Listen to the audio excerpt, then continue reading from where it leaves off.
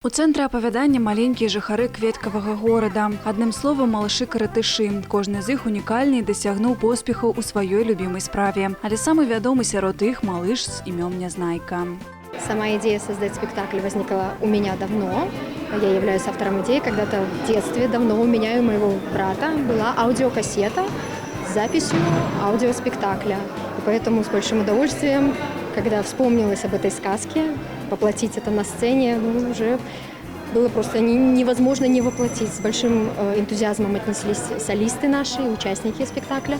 Вот. И таких сказок у нас много. У нас есть «Красная шапочка», на новый лад сказка, также «Кот в сапогах», «Золушка» и другие. Вот недавно также вышла программа сказки Чуковского под музыку. Выканаўцы лаўрэаты міжнародных і нацыянальных конкурсаў, але і маленькія гледачы змаглі самі паўдзельнічаць у спектаклі. У глядзельную залу запусцілі шмат вялікіх шароў, з якімі забаўляліся дзеці.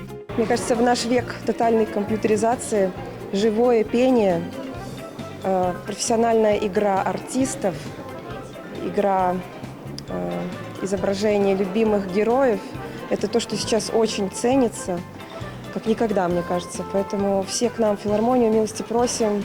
Эта сказка заходит на ура. Такім чынам, у гэтую сонечную раніцу для дзетак разгарнулася музычная казка пра пошук сябе, працавітасць і сяброўства.